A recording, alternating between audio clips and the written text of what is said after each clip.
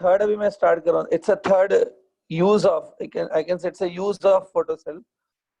Third use ये है कि जो फोटोसेल है, photocell is used in the exposure meter.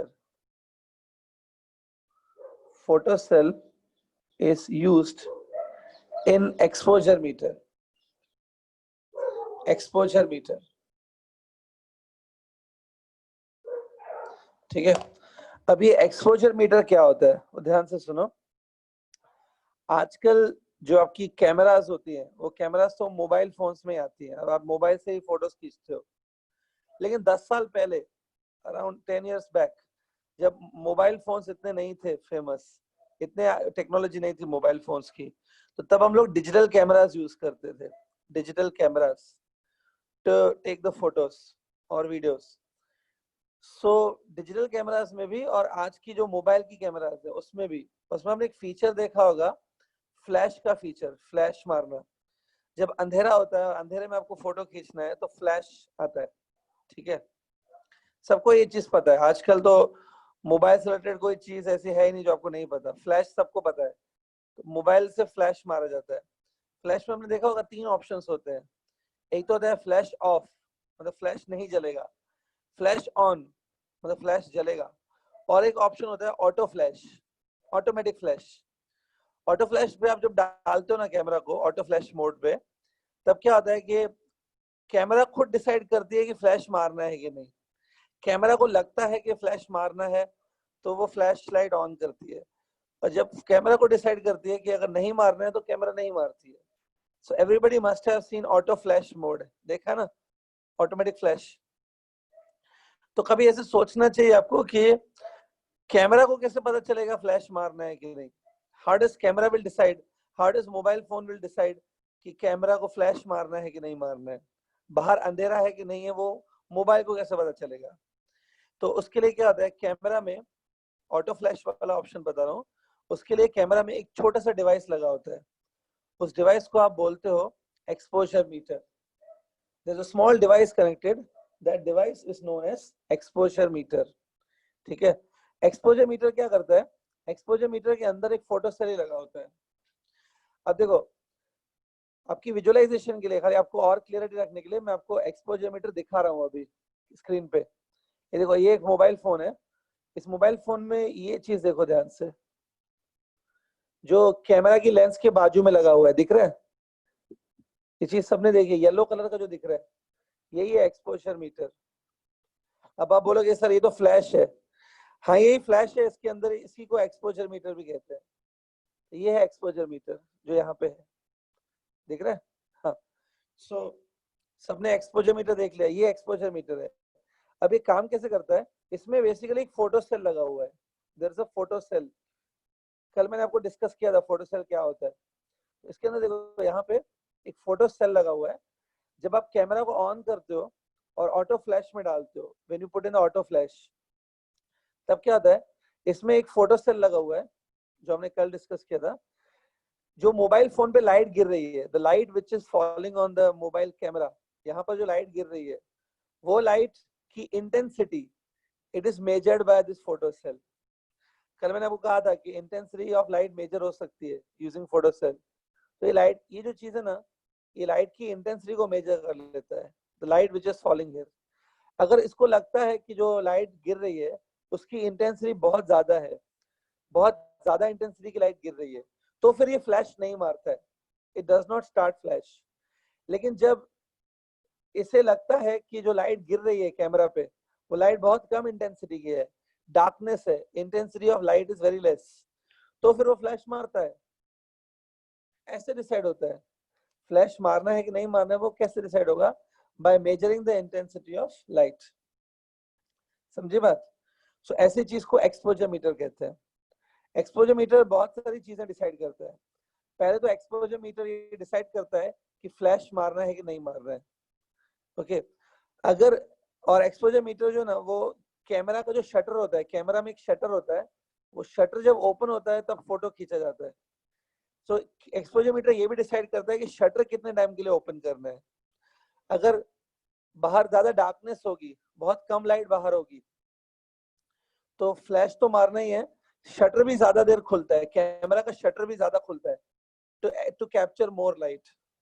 लेकिन अगर बाहर बहुत ज्यादा लाइट है, already already there is enough light, तो कैमरा का जो शटर है, शटर ऑफ द कैमरा, वो बहुत कम टाइम के लिए खुलता है क्योंकि ऑलरेडी बहुत ज्यादा लाइट है। तो फोटो अच्छा आने के लिए एक्सपोजर मीटर ये सब सेटिंग्स करता है।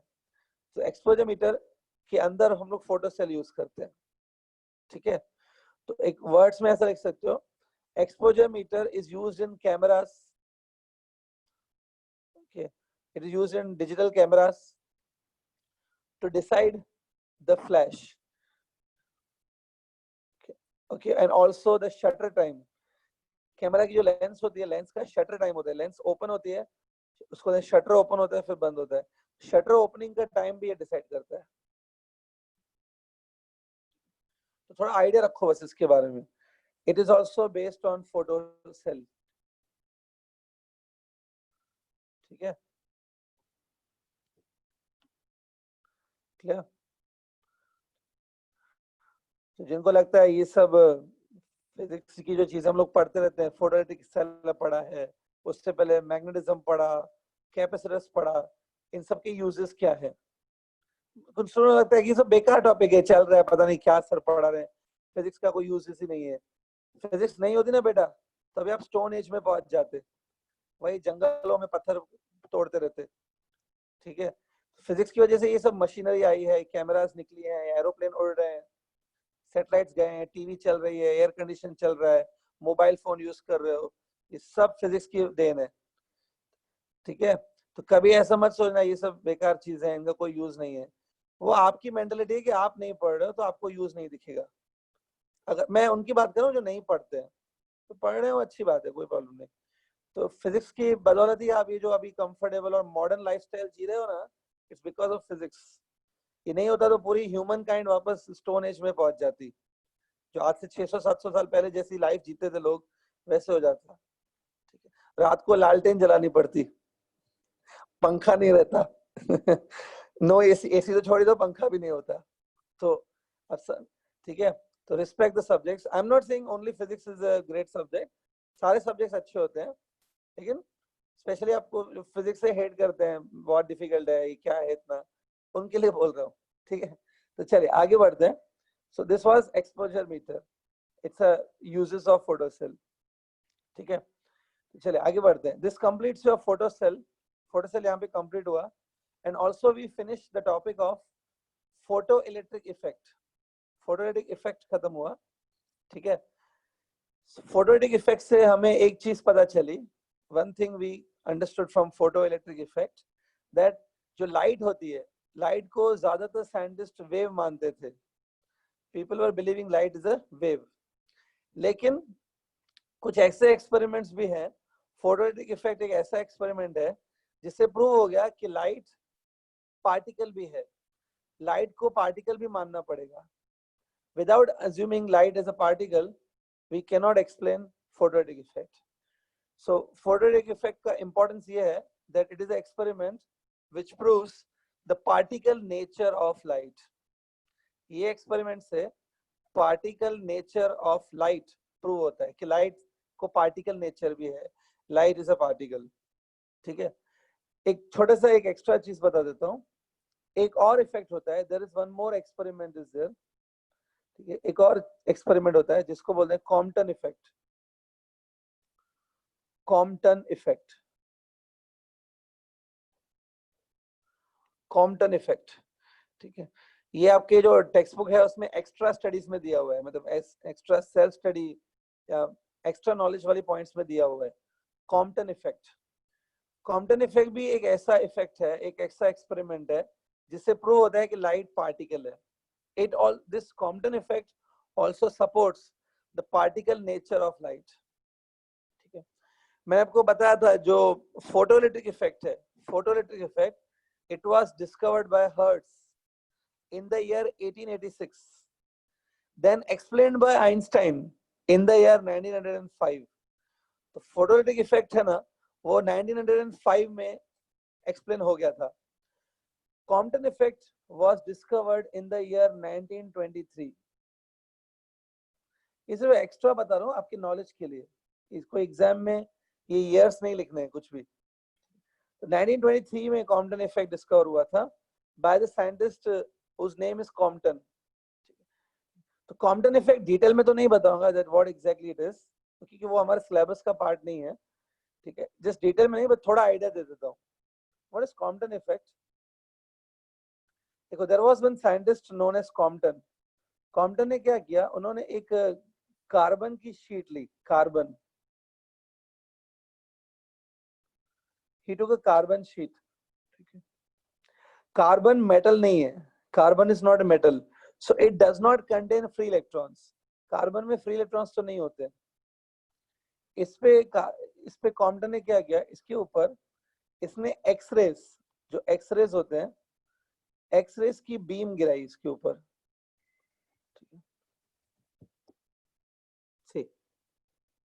ठीक है। अब एक्सरे जो होते हैं ना, X-ray is also electromagnetic wave. जैसे लाइट एक इलेक्ट्रोमैग्नेटिक वेव है, एक्सरे भी इलेक्ट्रोमैग्नेटिक वेव है। आप ऐसे भी बोल सकते हो कि जो एक्सरेज है वो एक इनविजिबल लाइट है, एक्सरे भी लाइट ही है, it's also like a light, but it's invisible light, it's electromagnetic wave. तो जब एक्सरे गिरे ना, तो इन एक्सरेज की कुछ पर्टिकुलर वेवलेंथ होगी, some particular wavelength they will be having, और कुछ पर्टिकुलर फ्रीक्वेंसी भी होगी। Let's say frequency is nu and wavelength is lambda. जब इन्होंने ये एक्सरे गिराया ना इसके ऊपर, तो इन्होंने देखा कुछ इलेक्ट्रॉन तो रिलीज नहीं हो रहे हैं, there is no release of electron from carbon, क्योंकि carbon does not contain free electrons. So free electrons तो बाहर नहीं आ रहे थे, लेकिन इन्होंने देखा कि कार्बन से स्कैटर होके, कार्बन से रिफ्लेक्ट होके दो टाइप की लाइट वेव्स बाहर आ रही हैं। The two types of light waves are coming out. दो टाइप की लाइट वेव्स बाहर आ रही हैं। मतलब आप एक टाइप का वेव गिरा रहे हो, you are falling X-rays, X-ray incident हो रहा है, लेकिन निकलने वाले जो रेस थे वो दो थे। अब दो रेस कौन से थे, एक जो वेव बाहर आ रही थी, एक वेव जो रिफ्लेक्ट हो रही थी, उसका wavelength it was same as the wavelength of X-ray. एक वेव जो रिफ्लेक्ट हुई ना, its wavelength was same as wavelength of X-rays, मतलब एक्सरे ही रिफ्लेक्ट हो रहे थे। तो एक वेवलेंथ तो सेम एज इंसिडेंट वेवलेंथ थी, लेकिन जो दूसरी वेवलेंथ बाहर आ रही थी ना, जो सेकंड वेवलेंथ बाहर आ रही थी, it was having a wavelength higher than the X-rays, X-rays से भी ज्यादा वेवलेंथ बाहर आ रही थी। उसको मैंने लैम्बडा डैश लिख दिया है, ठीक है, लैम्बडा डैश। तो लैम्बडा डैश जो है, it's a wavelength higher than x-rays. So एक टाइप के रेज बाहर है having a wavelength same as x-rays, और दूसरी टाइप की जो वेव बाहर आई, जो लाइट बाहर आई दूसरी टाइप की, it was having a wavelength more than X-rays, ठीक है। अब देखो, आपको मैंने उस दिन एक बताया था, फ्रीक्वेंसी और वेवलेंथ में इनवर्स रिलेशन है, nu is inversely proportional to lambda. मैंने आपको उस दिन बताया था, थ्रेशोल्ड वेवलेंथ के टाइम पे फ्रीक्वेंसी कम करने पे वेवलेंथ बढ़ते जाता है, याद है। तो अगर ये देखो, यहाँ पे इंसिडेंट जो वेवलेंथ है उसके कंपैरिजन में ये जो वेवलेंथ है, ये मैंने बोला ज्यादा वेवलेंथ है, it is a greater wavelength. Wavelength ज्यादा है मतलब फ्रीक्वेंसी कम है, so this wavelength is more than incident wavelength, but frequency will be less, ठीक है। ये कॉम्पटन इफेक्ट इसने डिस्कवर किया था, दिस इज कॉम्पटन इफेक्ट। अब हम लोग डिटेल में तो नहीं जाएंगे, बट एक रूल है कि ये जो कॉम्पटन इफेक्ट है ना, इसको एक्सप्लेन करने के लिए अगेन आपको लाइट को पार्टिकल मानना पड़ेगा, you to treat the light as a particle. यहाँ पे आपको लाइट को पार्टिकल मानना पड़ेगा, फोटॉन्स जिसको बोलते हो ना, फोटॉन्स मानने पड़ेंगे। There is a collision between photons and the carbon, carbon और फोटॉन्स के बीच में कोलिजन होगा। आपको याद होगा, जब दो बॉडीज के बीच में कोलिजन होता है तो law of conservation of linear momentum लगा सकते हैं, कंजर्वेशन ऑफ लीनियर मोमेंटम। जब दो बॉल्स कोलाइड होते हैं तब कंजर्वेशन ऑफ लीनियर मोमेंटम लगाते हो। तो यहाँ पे भी जब कंजर्वेशन ऑफ लीनियर मोमेंटम लगाएंगे, जैसे दो पार्टिकल्स के कोलाइड होने पे कंजर्वेशन ऑफ लीनियर मोमेंटम लगता है, वो लगाएंगे ना, तब जाके ये जो वेवलेंथ है वो हम लोग डिराइव कर सकते हैं कि ये वेवलेंथ क्यों निकली है। मतलब this experimental result that you got, it can be explained by applying conservation of momentum. तो कंजर्वेशन ऑफ लीनियर मोमेंटम लगा रहे हो मतलब यहाँ पे आप लाइट को पार्टिकल की तरह ट्रीट कर रहे हो, ठीक है। पार्टिकल्स के ऊपर हम लोग कंजर्वेशन ऑफ मोमेंटम लगा सकते हैं। Particles have momentum, linear momentum. तो कॉम्पटन इफेक्ट के लिए इतना याद रखो, it is also the phenomena same as photolytic effect, it supports the particle nature of light, ठीक है, थोड़ा याद रखो ये। So it was done in the year 1923। जब ये कॉम्पटन इफेक्ट पता चला ना वर्ल्ड को कि कॉम्पटन इफेक्ट भी है, तब ये कंफर्म हो गया कि लाइट को वेव नेचर भी है और लाइट को पार्टिकल नेचर भी है। अब बहुत सारे साइंटिस्ट मानने लगे कि it has a wave nature as well as particle nature, ठीक है। उसके बाद ईयर 1924 आया, द ईयर 1924, ठीक है। इसमें एक साइंटिस्ट आए, इनका नाम मैंने आपको पहले भी बताया, लुइस डी ब्रॉगली।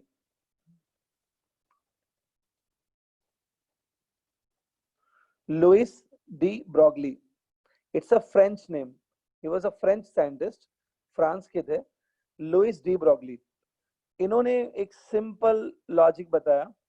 इन्होंने बताया कि जो लाइट है, अभी मैं ये टॉपिक स्टार्ट करूं, लुइस डी ब्रॉगली, ठीक है। इस टॉपिक का आप नाम डाल सकते हो, the heading of this topic is de Broglie hypothesis. Topic का नेम हम लोग ये लिख सकते हैं, डी ब्रॉगली का हाइपोथेसिस, ठीक है। हाइपोथेसिस का मतलब क्या होता है, मैं पहले वर्ड का मतलब भी बता दूं, हाइपोथेसिस क्या होता है, ठीक है। हायर फिजिक्स में ये वर्ड बहुत बार आता है। हाइपोथेसिस मतलब ऐसी बात जो आप बोल रहे हो, you are saying that, but आपने एक्सपेरिमेंटली इसको प्रूफ नहीं किया है, मतलब just a thought, the thing which is not experimentally proven, but based on some logic you are saying that thing but not experimentally proven, उसको hypothesis कहते हैं। मतलब मैंने ये बात बोल दी लेकिन मेरे पास कोई एक्सपेरिमेंटल प्रूफ नहीं है उस चीज का, मुझे ऐसा लगा मैंने बोल दिया, दैट इज कॉल्ड हाइपोथेसिस। अब हाइपोथेसिस डी ब्रॉगली ने क्या दिया, इसने बोला कि जो लाइट है, विजिबल लाइट और मे बी इनविजिबल लाइट, जो लाइट है उसको ड्यूअल नेचर है, light has a dual nature. Sometimes light behaves as a wave and sometimes it behaves as a particle, है ना। मतलब अगर कोई चीज वेव है, अगर कोई चीज वेव है तो वो पार्टिकल भी हो सकती है। लाइट का यही है ना, it's a wave but it can be a particle also. तो डी ब्रॉगली ने कहा कि इसका रिवर्स भी पॉसिबल है। रिवर्स मतलब अगर कोई चीज है जिसको आप पार्टिकल मानते हो, अभी तक आप किसी चीज को पार्टिकल मानते हो, तो वो वेव भी हो सकती है, ठीक है। सिंपल वर्ड्स में बोल देता हूं, अगर कोई वेव है, हमने प्रूफ किया कि वो पार्टिकल भी हो सकती है। सो रिवर्स भी पॉसिबल है, अगर कोई पार्टिकल है जिसको आप पार्टिकल मानते हो, आप पार्टिकल ही मानते हो उसको, वो भी वेव हो सकता है। मतलब ही सेड कि लाइट कोई ड्यूअल नेचर नहीं है, कोई और चीजें भी हो सकती है जिनको ड्यूअल नेचर होगा। There are more things which have dual nature, only light does not have dual nature. For example, D Broglie ने बताया, डी ब्रॉगली ने हमको बताया कि जो इलेक्ट्रॉन होता है, ठीक है, इलेक्ट्रॉन को पता है आज तक किसी ने देखा नहीं है, nobody has seen इलेक्ट्रॉन। पूरा जो केमिस्ट्री है, structure of molecules, formation of bonds, वो सब इलेक्ट्रॉन ट्रांसफर पे डिपेंड करता है। तो केमिस्ट्री में इलेक्ट्रॉन का बहुत इंपॉर्टेंट रोल है। आप इलेक्ट्रॉन को क्या मानते हो, पार्टिकल की वेव? इन द केमिस्ट्री और इन अदर टॉपिक्स इलेक्ट्रॉन क्या है, एक पार्टिकल है कि वेव है अकॉर्डिंग टू द केमिस्ट्री? बोलो बोलो, I want particle. Electron particle है, हाँ। वो एक ऑर्बिट से दूसरे ऑर्बिट में जंप करता है, इलेक्ट्रॉन के शेयर करने से बॉन्ड बनते हैं, तो एक पार्टिकल माना जाता है। जो पार्टिकल जो इलेक्ट्रॉन दे देता है वो पॉजिटिव आयन बन जाता है, जो इलेक्ट्रॉन एक्सेप्ट करता है वो नेगेटिव आयन बन जाता है। तो पूरी केमिस्ट्री इसके ऊपर ही बेस्ड है। तो केमिस्ट्री में तो हम लोग इलेक्ट्रॉन को पार्टिकल ही मानते हैं, right. We treat electron as a particle. लेकिन पता है किसी ने आज तक इलेक्ट्रॉन को देखा नहीं है। हम लोग माइक्रोस्कोप के नीचे इलेक्ट्रॉन को नहीं देख सकते क्योंकि बहुत छोटा होता है ये। तो क्योंकि इलेक्ट्रॉन एक पार्टिकल है, इट्स अ सब एटॉमिक पार्टिकल, बहुत छोटा पार्टिकल है। तो डी ब्रॉगली ने कहा कि ये वेव भी हो सकता है, it can be a wave also. मतलब इलेक्ट्रॉन को भी ड्यूअल नेचर हो सकता है, ठीक है। लाइट को ड्यूअल नेचर है, इलेक्ट्रॉन को भी ड्यूअल नेचर हो सकता है।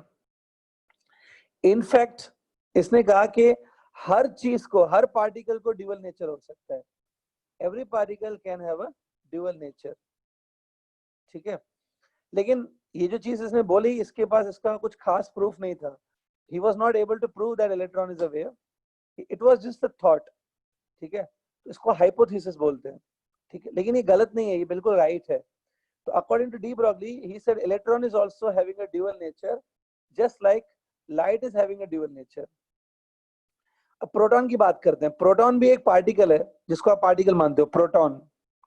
ही सेड जब प्रोटॉन मूव कर रहा है, सपोज प्रोटॉन इज देयर, वो मूव कर रहा है, प्रोटॉन को भी मैं वेव मान सकता हूँ। प्रोटॉन में also have a wave nature. Neutron also can have a wave nature. इसका लॉजिक था कि अगर आप किसी को पार्टिकल मानते हो तो उसको भी वेव हो सकता है वो, ठीक है। इसने सिर्फ इतना ही नहीं बताया, इसने और भी कुछ चीजें बताई। इसने ये जो, जब आप इलेक्ट्रॉन को वेव अज्यूम करोगे, when you treat the electron as a wave, electron को वेव अज्यूम करोगे, तो वेव को वेव लेंथ भी होती है। Wave will have a wavelength also. उस वेवलेंथ को इसने नाम दिया de Broglie wavelength. He named as de Broglie wavelength. What is de Broglie wavelength? जब आप किसी पार्टिकल को, जो पार्टिकल है, पार्टिकल को वेव अज्यूम करते हो, तो वो जो वेव होती है ना, उस वेव की जो वेवलेंथ होती है, that is called D Broglie wavelength. मतलब इलेक्ट्रॉन की जो वेवलेंथ होगी ना, उसको बोलते हैं डी ब्रॉगली वेवलेंथ। इसने वो डी ब्रॉगली वेवलेंथ को फाइंड करने की फॉर्मूला बताई। He told the formula to calculate the de Broglie wavelength. वो फॉर्मूला जो उसने बताई, वो फॉर्मूला मैं आपको दे रहा हूं। Formula is h by p. De Broglie wavelength is given by h by p. This h is a Planck's constant, याद है? h is a Planck constant, और ये जो p है ना, p is a linear momentum of that particle.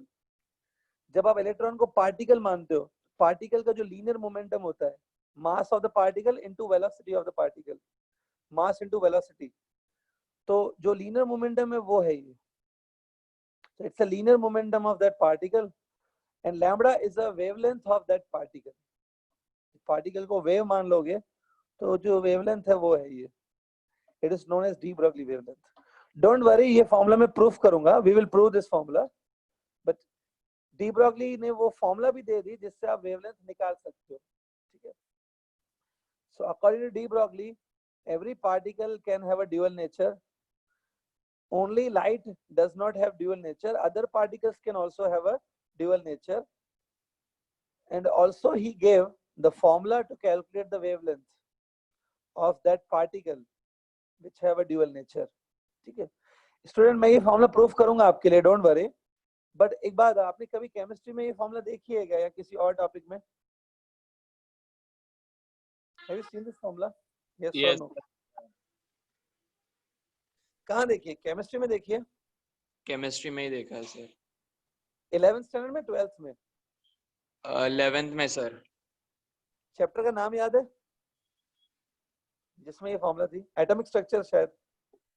Sir orbitals chapter में था, नाम नहीं याद आ रहा structure of chapter. Atomic structure. Sir D Broglie wavelength नहीं था, ये बोर रेडियस था। हाँ, बोर्स थियरी ना, बोर पोस्टुलेट्स, बोर थियरी। हाँ सर, ये नहीं था सर। हाँ, तो उसमें ये नहीं था, डी ब्रॉगली नहीं था सौरभ। सर वो एक था सर, डी ब्रॉगली बोला गया था कि every mass has particle and wave. हाँ सर, ये था। पर सर ये फॉर्मूला नहीं था। देखा था? नहीं सर, ये फॉर्मूला नहीं था।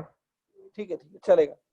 डी ब्रॉगली हाइपोथेसिस नहीं था ना केमिस्ट्री में? डी ब्रॉगली हाइपोथेसिस था। ठीक था। Yes sir. हाँ सर। डेफिनेटली फॉर्मूला भी रहेगा सर ये फॉर्मूला तो डी ब्रॉगली कंप्लीट ही नहीं होगा फिर। ठीक है चलेगा। तो चलो, मुझे लगा शायद आपने देखा होगा ये फॉर्मूला। ठीक है, तो इसका प्रूफ मालूम है कैसे होता है? No, I don't think you may be knowing proof. तो चलो इसका प्रूफ देखते हैं अभी student. Let's see the proof of this formula. See, let's see the proof. देखो इसका प्रूफ किस पॉइंट पे बेस्ड है, सुनो। आपने आइंस्टाइन जो है ना, आइंस्टाइन ने एक छोटा सा टॉपिक दिया था वर्ल्ड को, जिसको बोलते हैं एनर्जी मास रिलेशन। आइंस्टाइन ने एनर्जी मास रिलेशन करके एक टॉपिक बताया था वर्ल्ड को। आइंस्टाइन ने एक फेमस इक्वेशन दी थी, E = mc²। सबको ये इक्वेशन मालूम होगी। You have seen this equation, E = mc²। ये इक्वेशन आइंस्टाइन ने दी थी। इवन दो, चलो आपको शायद इस इक्वेशन का मतलब नहीं पता ये किस काम के लिए होती है, बट एटलीस्ट ये इक्वेशन देखी है आपने कि नहीं, E = mc²। हाँ सर, ये देखिए। Yes, sir. It was given by Einstein, ठीक है। तो ये जो इक्वेशन है, मैं आज थोड़ा इसका मतलब बता देता हूँ, आइंस्टाइन ने बोला कि अगर कोई पार्टिकल है, let's say you are having a particular particle, और उस पार्टिकल का मास m है, इट्स मास इज m। तो ये जो मास है ना, ये मास को हम लोग एनर्जी में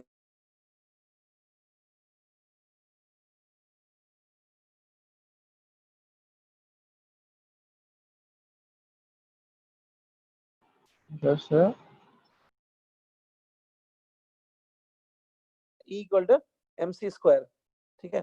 डी ब्रॉगली ने इसी पॉइंट को यूज किया। डी ब्रॉगली ने क्या बताया कि जो लाइट होती है, लाइट को ड्यूअल नेचर है। तो लाइट को जब हम लोग पार्टिकल मानते हैं, दैट इज फोटोन। लाइट को जब हम लोग पार्टिकल मानते हैं, दैट इज फोटोन। तो फोटोन का, पार्टिकल का मास भी होता है। लाइट को जब आप पार्टिकल मानते हो, that particle is known as photon, right. तो फोटोन को मास भी होना चाहिए क्योंकि वो पार्टिकल है, it should have a mass. But de Broglie ने कहा कि शायद ये जो मास है ना, the mass of the photon, वो मास पूरा का पूरा एनर्जी में कन्वर्ट हो चुका है। The mass of the photon has been converted to energy. इसलिए फोटोन को मास नहीं होता है, फोटोन को सिर्फ एनर्जी होती है। आपको याद होगा, मैंने एक थोड़े दिन पहले बताया था, जब प्लैंक डिस्कस किया था, Planck theory. According to Planck, जो फोटॉन्स होते हैं ना, photons are energy packets. Photon is a packet of energy, photon does not have mass. ये प्लैंक नहीं बताया था। फोटोन के पास मास नहीं होता है, सिर्फ एनर्जी वो का इसलिए मास नहीं है ना। क्या बोल रहे हो, वापस बोलो। ये सर लाइट के स्पीड से मूव हो रहा है ना। हाँ, ये c is the speed of light, लेकिन इसका मतलब ये नहीं होता है कि अगर लाइट की स्पीड से ट्रैवल करेंगे तो ये फॉर्मूला वैलिड है, ओनली फॉर दोस पार्टिकल। नहीं, ये कोई भी पार्टिकल के लिए वैलिड है। अगर mass is converting into energy, किसी भी पार्टिकल का मास अगर एनर्जी में कन्वर्ट हो जाए, तो this is a relation to calculate that energy, ठीक है। सो ये रिलेशन है, सी नाउ। तो according to the Planck's theory, जो फोटोन होता है, photon if I am having, photon का मास नहीं होता है। तो ब्रॉगली ने ये बोला, डी ब्रॉगली ने ये बोला कि सपोज फोटोन का जो मास है ना, वो एनर्जी में कन्वर्ट हो चुका है। So that energy of the photon can be given by this formula. It is mass of the photon into speed, है ना, c²। c is the speed of light. So energy of the photon is given by this formula. Okay, अब mc² को आप break करो, mc into c। ये m है mass of photon, और जो c है ना, it is the speed of the photon. तो ये हो गया मास into speed, it become linear momentum of photon, mass into velocity ना, so it's a linear momentum of the photon। तो m into c को मैं p लिख देता हूँ, p मतलब linear momentum, और ये जो एक एक्स्ट्रा c है वो दूसरी तरफ पास कर दो। so फोटोन का जो मोमेंटम होता है, the momentum of the photon is given by E by c। पहले यहां तक समझो, it's a momentum of the photon which is given by energy of the photon divided by c। so देखो मैंने यहाँ पे फॉर्मूला बनाई, P equals to E by c। इसमें E क्या है, E is the energy of the photon। आपको मालूम होगा एनर्जी ऑफ द फोटोन जो होता है, एनर्जी ऑफ फोटोन को हम लोग hc by लैम्बडा लिख सकते हैं स्टूडेंट, यस और no, tell me. Energy of the photon को हम लोग hc by लैम्बडा लिख सकते हैं। Yes sir. Yes, sir. हाँ, तो मैंने एनर्जी को hc by लैम्बडा लिख दिया, और ये डिवाइड बाय c है ना, यहाँ पे देखो डिवाइड बाय सी, तो देखो सी सी कट हो गया, आपकी फॉर्मूला आ गई momentum equal h by lambda. अब लैम्बडा और पी को इंटरचेंज करो तो आपकी ये फॉर्मूला आ जाएगी, राइट। तो ये फॉर्मूला जो है वो इलेक्ट्रॉन के लिए डिस्कवर हुई है, सॉरी फोटोन के लिए डिस्कवर हुई है। This formula he discovered by considering photon, ये फोटोन के लिए उसने फॉर्मूला यूज किया। लेकिन इसने बोला क्योंकि फोटोन को ड्यूअल नेचर है तो ये फॉर्मूला आपको आ रही है। सिमिलरली इलेक्ट्रॉन को भी अगर ड्यूअल नेचर है तो इलेक्ट्रॉन के लिए भी ये फॉर्मूला लगा सकते हो, उसने ऐसे बोल दिया। तो he said this formula is for electron as well. इसका थॉट्स थे, he was just having a thoughts, proof तो ज्यादा नहीं था उसके पास, पर इसने बोला कि ये फॉर्मूला इलेक्ट्रॉन्स के लिए भी वैलिड है। तो lambda is a wavelength, lambda is a wavelength of the particle, जब आप उसको वेव कंसीडर करते हो तो इसका वेवलेंथ है, and p is a linear momentum of that particle. ठीक है, ये जो फॉर्मूला है ना बहुत इंपॉर्टेंट है। इसके राइट हैंड साइड पे p है, p is a linear momentum. Linear momentum particles के पास होता है, इसका इस फॉर्मूला का जो राइट हैंड साइड है वो पार्टिकल नेचर दिखा रहा है, लेकिन लेफ्ट हैंड साइड पे लैम्बडा लिखा हुआ है। Lambda is a wavelength, wavelength waves के पास होता है। तो लेफ्ट हैंड साइड पे वेव नेचर दिख रहा है, राइट हैंड साइड पे पार्टिकल नेचर दिख रहा है, दोनों कंबाइन हो गए हैं। तो ये फॉर्मूला सब उन पार्टिकल्स के लिए लगानी है जो ड्यूअल नेचर रखते हैं। ठीक है, तो ये फॉर्मूला का डेरिवेशन देख लो एक बार, चाहिए तो आप डिराइव कर लो। Write on this proof also. Hello sir. हाँ बोलो। सर आपने, ओम बोल रहा हूँ सर, आपने मेरे को बोला कि नहीं ऐसा नहीं है, जो मतलब जो भी मास एनर्जी में कन्वर्ट होता है उसके लिए हम ये फॉर्मूला अप्लाई कर सकते हैं, करेक्ट? हाँ तो सर एक्चुअली जब जब तक मास लाइट के स्पीड से मूव नहीं होगा तब तक वो एनर्जी में कैसे कन्वर्ट होगा? आपने न्यूक्लियर रिएक्टर्स सुने हैं? न्यूक्लियर रिएक्टर्स मतलब जहाँ पे न्यूक्लियर एनर्जी प्रोड्यूस होती है यूरेनियम को यूज करके, हाँ न्यूक्लियर पावर प्लांट्स। हाँ सर। यूरेनियम से एनर्जी बनती है, यूरेनियम से इलेक्ट्रिसिटी मिल सकती है, सुना है ऐसा कुछ? हाँ सर, सुना है ना। रेडियो एक्टिविटी, हाँ उसमें रेडियो एक्टिविटी फिनोमेना होती है। यूरेनियम जो है ना, यूरेनियम को हम लोग मतलब अगर हम लोग यूरेनियम ले लें, वो एक हाँ। रेडियो एक्टिव एलिमेंट यूरेनियम, उसका उसके मास को हम लोग एनर्जी में कन्वर्ट कर सकते हैं। बहुत लंबा चौड़ा प्रोसेस है, कॉम्प्लिकेटेड प्रोसेस है, लेकिन यूरेनियम का जो मास है वो एनर्जी में कन्वर्ट किया जा सकता है। लेकिन यूरेनियम लाइट की स्पीड पे ट्रैवल नहीं करता है जब उसका मास कन्वर्ट होता है एनर्जी में। उसमें सिर्फ एक रिएक्शन होता है, न्यूक्लियर रिएक्शन, उस रिएक्शन से वो मास कन्वर्ट हो जाता है एनर्जी में। ऐसा कोई कंपल्शन नहीं है कि लाइट की स्पीड पे ट्रैवल करोगे तब आपका मास एनर्जी में कन्वर्ट होगा। होता है जब आप लाइट की स्पीड पे ट्रैवल करोगे then also mass will convert into energy, लेकिन सिर्फ वही नहीं है, सिर्फ वो रीजन नहीं है। There are multiple ways by which mass can be converted to energy. तो ऐसा जरूरी नहीं है मास को लाइट की स्पीड पे ट्रैवल करेगा तभी वो एनर्जी में कन्वर्ट होगा। यूरेनियम कभी लाइट की स्पीड पे ट्रैवल नहीं करता है, लेकिन यूरेनियम का मास एनर्जी कन्वर्ट होता है, which is called as nuclear energy, nuclear power plants। और कहीं होता है क्या सर? सिर्फ न्यूक्लियर इसमें ही होता है कि और कहीं?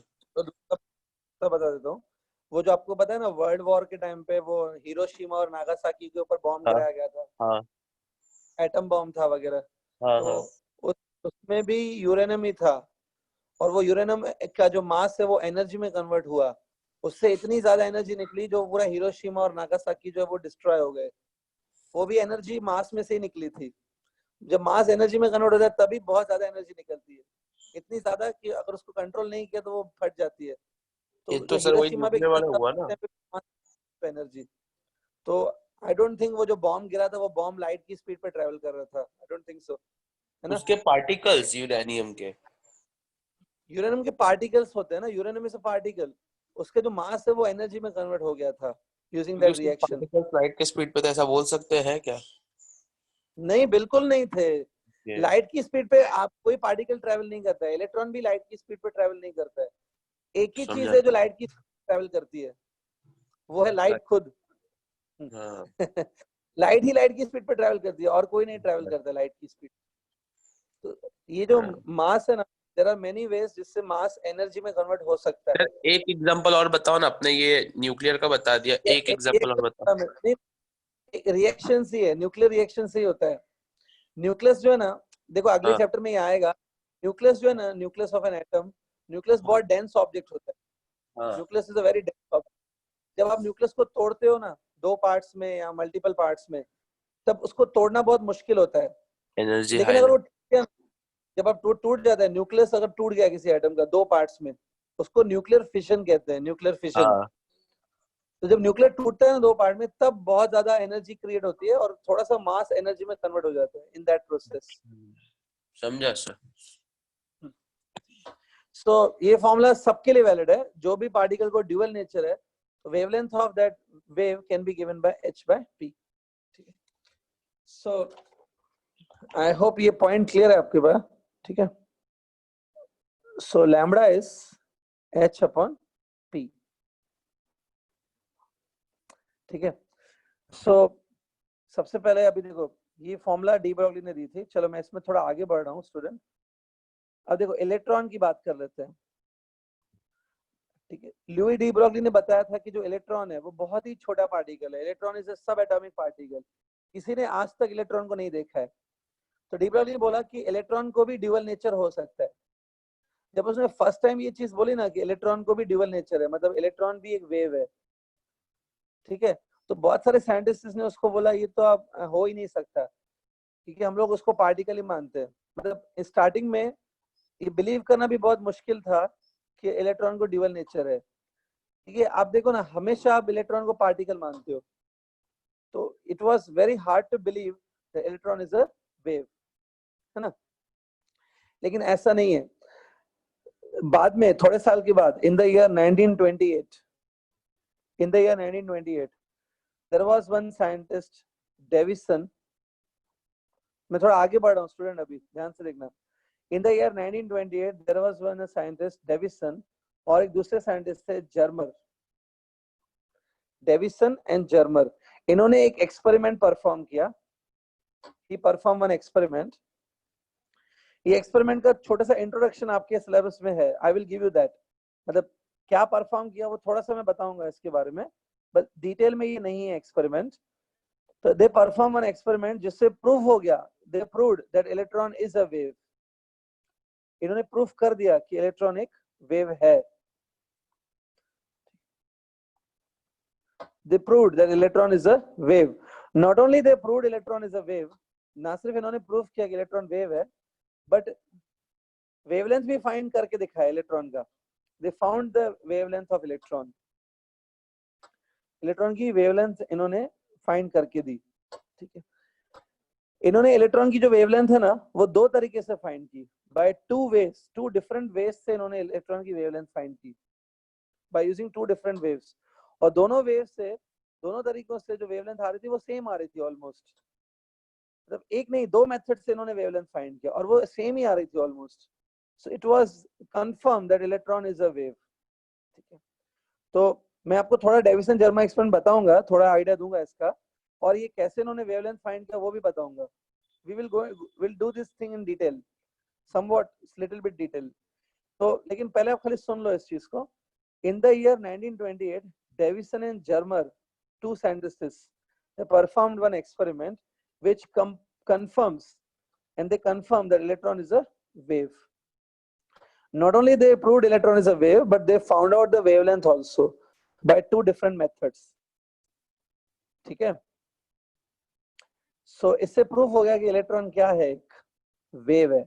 ठीक है, तो आज तक जो आप ये मानते हो ना कि इलेक्ट्रॉन तो पार्टिकल है, वो एक ऑर्बिट से दूसरे ऑर्बिट में जंप करता है और एक एटम से दूसरे एटम में जंप करता है, ये हो सकता है ये सब रॉन्ग है। It may be wrong thing. Electron wave हो सकता है। ठीक है, सो अब कुछ स्टूडेंट को डाउट आने शुरू हो जाएंगे, सर कैसे वेव होगा, इलेक्ट्रॉन तो एक एटम से दूसरे एटम में जाता है, तब एनायन कैटायंस बनते हैं। नो, कंफ्यूजन हो रहा है, इट्स ओके। यही क्वांटम मैकेनिक्स है, यहाँ से हायर फिजिक्स की स्टार्ट होती है। जो लोग इसमें और डिटेल जाते हैं, बहुत पढ़ाई करते हैं, तब जाके ये चीजें क्लियर होती हैं। थोड़ा सा नॉलेज ऊपर ऊपर से पढ़ोगे तो कंफ्यूजन ज्यादा होता है इनफैक्ट। ठीक है, but we can go in detail also. ठीक है, सो डेविसन जर्मर का थोड़ा आइडिया रखो। They proved that electron is a wave. कुछ देर के बाद हम लोग ये डेविसन जर्मर भी बताऊंगा मैं आपको। I will definitely tell you this Davisson Germer. ठीक है, but after some time I will tell. ठीक है, एक और चीज बता रहा हूँ, ध्यान से देखो। एक होता है electron microscope. Have you heard of electron microscope? सिर्फ Yes. माइक्रोस्कोप, इलेक्ट्रॉन माइक्रोस्कोप, ऐसे कोई चीज सुनी है क्या? हाँ सर. Yes, sir. हाँ, आपने you must have heard this word electron microscope. अब देखो माइक्रोस्कोप तो वो बायोलॉजी के जो लैबोरेटरीज में यूज होता है उसको माइक्रोस्कोप कहते हैं, ठीक है. जिन जिन स्टूडेंट का बायो सब्जेक्ट है, आपने बायोलॉजी लैब में माइक्रोस्कोप देखा होगा जिसके नीचे आप वो स्पायरो वगैरह देखते हो या कुछ बैक्टीरिया फंगस वगैरह देखते हो. तो जो माइक्रोस्कोप बायोलॉजी लैब्स में आपने देखा है ना, उसको बोलते हैं compound microscope. That is compound microscope. उससे और ज्यादा एडवांस जो माइक्रोस्कोप होता है वो है electron microscope. Electron microscope viruses या बहुत छोटी चीजों को देखने के लिए यूज होता है. तो आपने कभी थोड़ा सोचा है कभी इलेक्ट्रॉन माइक्रोस्कोप में इलेक्ट्रॉन वर्ड क्यों डाला गया है? Why they have put the word electron? ठीक है, तो क्योंकि जो इलेक्ट्रॉन माइक्रोस्कोप है ना, आपको पता है जो माइक्रोस्कोप्स होते हैं उसमें लाइट गिरती है, लेंसेज के ऊपर लाइट गिरती है. मतलब माइक्रोस्कोप्स में यूजुअली क्या होता है, we are having a lens in the microscope, lens पे लाइट गिरती है, ये लाइट एक जगह पे जाके फोकस होती है, इमेज फॉर्म होती है और वो इमेज हम लोग देखते हैं. तो microscopes are based on the light, the focusing of light. लेकिन इलेक्ट्रॉन माइक्रोस्कोप में पता है क्या होता है? इलेक्ट्रॉन माइक्रोस्कोप में लाइट की जगह इन प्लेस ऑफ लाइट हम लोग इलेक्ट्रॉन्स को यूज करते हैं. In place of light there is electrons coming. Lenses की जगह कोई और चीज यूज हो जाती है, लेंसेज की जगह हम लोग कुछ और यूज करते हैं, लेकिन लाइट की जगह इलेक्ट्रॉन यूज होता है. ठीक है, मतलब in place of light we use electron. क्यों ऐसा है? क्योंकि इलेक्ट्रॉन को भी ड्यूअल नेचर है, इलेक्ट्रॉन को भी हम लोग वेव मान सकते हैं. तो लाइट को ड्यूअल नेचर है, इलेक्ट्रॉन को भी ड्यूअल नेचर है. तो electron can work as a light. Yes, ये रियलिटी है. इलेक्ट्रॉन माइक्रोस्कोप में इलेक्ट्रॉन यूज होता है in the place of light, इसके लिए इसका नाम है इलेक्ट्रॉन माइक्रोस्कोप. तो इलेक्ट्रॉन माइक्रोस्कोप भी ये कंफर्म कर देता है कि इलेक्ट्रॉन एक वेव है. अगर इलेक्ट्रॉन वेव नहीं होता तो हम लोग इसको इलेक्ट्रॉन माइक्रोस्कोप में यूज ही नहीं कर सकते थे. ठीक है, electron microscope is also based on dual nature of electron. ठीक है, सी, तो ये थोड़ा मैंने आपको आइडिया दे दिया. ठीक है, हाँ, तो चलो अभी थोड़ा आगे बढ़ता हूँ. डेविसन जर्मर पे मैं आऊंगा बट आफ्टर सम टाइम में भी. ठीक है, थोड़ा वेट करना है. तो मैं आगे बढ़ रहा हूँ अभी student. Lambda is given by h by p. यहाँ तक आप समझ गए? ठीक है, हाँ, चलो आगे बढ़ते हैं स्टूडेंट. ये p क्या है? It's a linear momentum of particle. It's a linear momentum of particle. ठीक है, सी, अब हम क्या करेंगे, देखो ये जो p है वो लीनियर मोमेंटम ऑफ पार्टिकल है. Particles also have kinetic energy. Particles के पास काइनेटिक एनर्जी भी होती है. सी, if I denote the kinetic energy of a particle by the symbol k, kinetic energy को suppose मैं k से denote कर रहा हूँ, and kinetic energy is given by half mv square of the particle ना. So this is kinetic energy of the particle, half mv square. Here अब देखो मैं क्या कर रहा हूँ, half mv square, let's divide by m and also multiply by m. तो ये ऐसा हो जाएगा. Now look at the numerator part. Numerator में देखो ये क्या है, mv दिख रहा है numerator में. mv क्या होता है? It's linear momentum. So ये m square v square है, so it become linear momentum square, that is p square divided by 2m. ये है kinetic energy. So student देखो kinetic energy की एक फॉर्मूला बन रही है p square by 2m. Formula शायद आपने देखा हो मे भी पहले. Kinetic energy is also given by p square by 2m. देख लो, अब देखो इसको थोड़ा और सॉल्व करो. So p square will be 2 into m into kinetic energy. तो p will be this much, root of 2m into kinetic energy, बराबर ये है. तो momentum of any particle can also be given by root of 2m into kinetic energy of that particle. ये momentum की formula मैं यहाँ पे substitute कर देता हूँ इधर. So de Broglie wavelength, This lambda is known as de Broglie wavelength. De Broglie wavelength, it's given by h by p.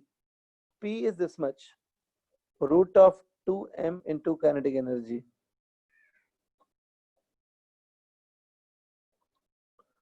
Okay, it's a new formula of finding de Broglie wavelength that you got. It's a de Broglie wavelength in terms of kinetic energy, right? चलिए आगे बढ़ते हैं. ठीक है, ठीक है. Hearing? इस formula से मैं वेवलेंथ ऑफ इलेक्ट्रॉन भी निकाल सकता हूँ ना. We can even find wavelength of electron using this formula. So obviously ये जो m है ना, this m will be the mass of electron और k जो है वो होगी kinetic energy of electron.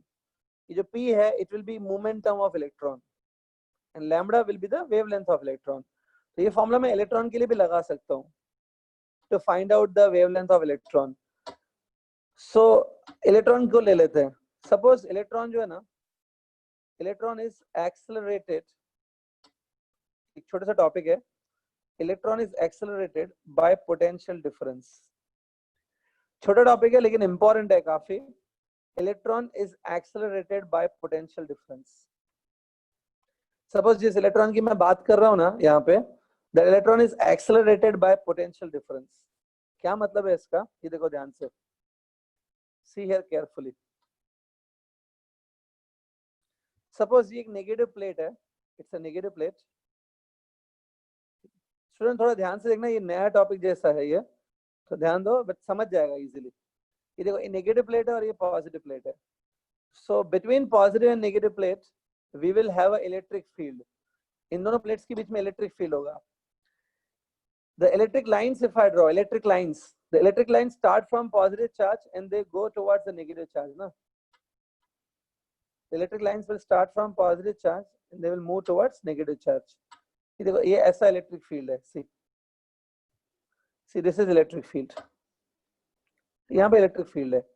अब देखो अगर इस इलेक्ट्रिक फील्ड में मैं एक इलेक्ट्रॉन को छोड़ दूं, लेट्स से ये देखो यहाँ पे see that A point. A point पर मैंने एक इलेक्ट्रॉन को छोड़ दिया. One electron I release at A point. जब इलेक्ट्रॉन A point पे ना, मैंने वहां पे उसको रिलीज कर दिया. मैंने A point पे जब वो है, वो इलेक्ट्रॉन रेस्ट पे है, इसका वेलोसिटी 0 है. ठीक है, तो क्या लगता है इलेक्ट्रॉन को जब छोड़ दिया ऐसे यहाँ पे, तो डू यू फील इलेक्ट्रॉन अपने आप पॉजिटिव प्लेट की तरफ जाएगा ना? Electron on its own will go towards positive plate. अपने आप वो पॉजिटिव प्लेट पे जाएगा. पॉजिटिव प्लेट के नियर में आपको एक पॉइंट दे रहा हूँ, B point. B is a point near the positive plate. तो ऑटोमेटिकली इलेक्ट्रॉन ए से बी जाएगा ना. थोड़ा सोचो, सी द सिचुएशन. जाएगा अपने आप कि आपको इसको पुश करके वर्क करके लेके जाना पड़ेगा? अपने आप जाएगा. अपने आप जाएगा.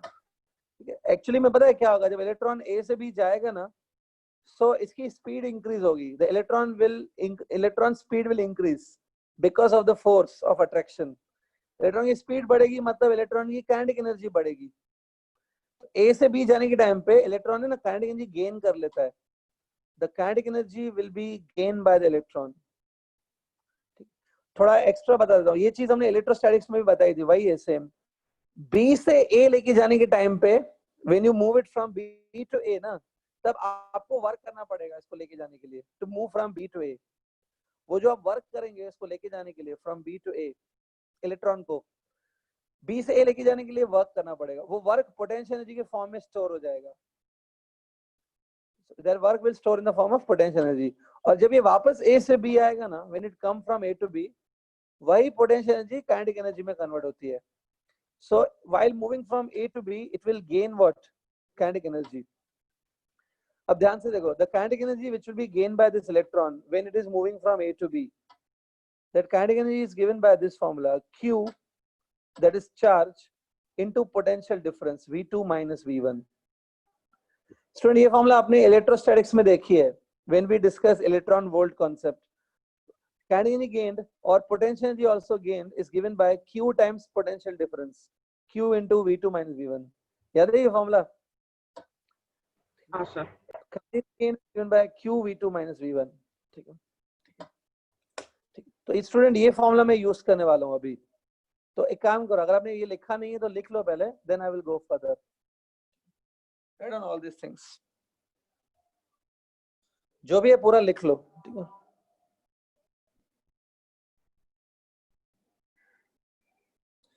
ये जो मैंने डायग्राम बनाया ना, टेक्स्ट बुक में ऐसा कोई डायग्राम गिवन नहीं होगा, ये सिर्फ नॉलेज के लिए है।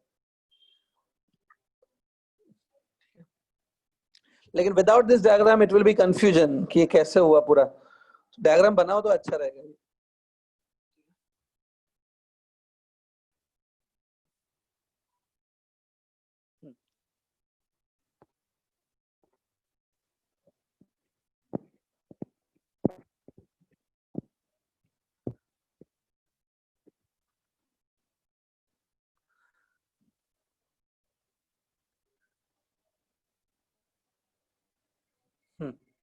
बालाजी मूपनार, एक मिनट माइक ऑन करो। बालाजी मूपनार, हेलो, हाँ sir. Electron will be given by this formula. अभी V2 माइनस V1 क्या है? Potential difference between A and B points है। It's a potential difference between A and B points. इसको मैं चलो V से डिनोट कर देता हूँ। तो potential difference between A and B points I am denoting by V। और याद है A से B तक कौन सा पार्टिकल गया था? इलेक्ट्रॉन गया था ना। तो ये Q जो है वो चार्ज ऑफ इलेक्ट्रॉन लेंगे ना, दैट इज E। तो ये इलेक्ट्रॉन वोल्ट मत सोचना ना कि इलेक्ट्रॉन वोल्ट है। एक काम करो, कंफ्यूजन हो जाएगा। EV लिखो, या चलो मैं फिलहाल QV लिख देता हूँ, नहीं तो आप कंफ्यूज हो जाओगे, आपको लगेगा इलेक्ट्रॉन वोल्ट लिखा है। Q is a charge of that electron. Charge of electron को मैं Q लिख रहा हूँ, और V जो है वो पोटेंशियल डिफरेंस है। तो can I say this is a kinetic energy gain by electron और any charge particle when it moves in the electric field having a potential difference of V। तो काइनेटिक गेन इतना होता है। अब देखो, let me finish it now. याद करो, आपने लैम्बडा जो है, lambda is given by this formula h upon root of 2m into kinetic energy। ये फॉर्मूला हमने डिराइव की है। This K is the kinetic energy of the particle. The kinetic energy of the particle can also be written by this formula: charge of the particle into potential difference, that is V। तो ये kinetic energy की ये formula मैं यहाँ पे डाल देता हूँ, ठीक है। Lambda is given by h upon root of 2m। kinetic energy की जगह मैं लिखूंगा QV। kinetic energy gain is given by QV, ठीक है। सो ये क्या फॉर्मूला है, ध्यान से देखो। अगर कोई, मैं इसका मतलब समझा देता हूँ इस फॉर्मूला का। अगर कोई पार्टिकल है जिसका मास m है, चार्ज q है, और वो पार्टिकल जो है वो एक इलेक्ट्रिक फील्ड में आपने उसको छोड़ दिया है, तो इलेक्ट्रिक फील्ड में अगर वो काइनेटिक एनर्जी गेन कर रहा है, उसकी स्पीड इंक्रीज हो रही है, वो काइनेटिक एनर्जी गेन कर रहा है, मोमेंटम गेन कर रहा है वो, तो उसकी काइनेटिक एनर्जी उसने गेन कर ली इलेक्ट्रिक फील्ड से। तो इलेक्ट्रिक फील्ड में जो पोटेंशियल डिफरेंस है बिटवीन 2 पॉइंट्स, वो ये V है। V is a potential difference between those 2 points जिनके बीच में वो घूम रहा है। तो उस पार्टिकल की जो डी ब्रॉगली वेवलेंथ है, it is given by this formula. बहुत ही इंपॉर्टेंट फॉर्मूला है, आप ये नोट कर लो, ठीक है। तो फास्ट तो नहीं कर पाएंगे, कल मैं इसके आगे थोड़ा और बताऊंगा, but this is the final formula actually which we need to derive. तो नोट कर लेना स्टूडेंट्स।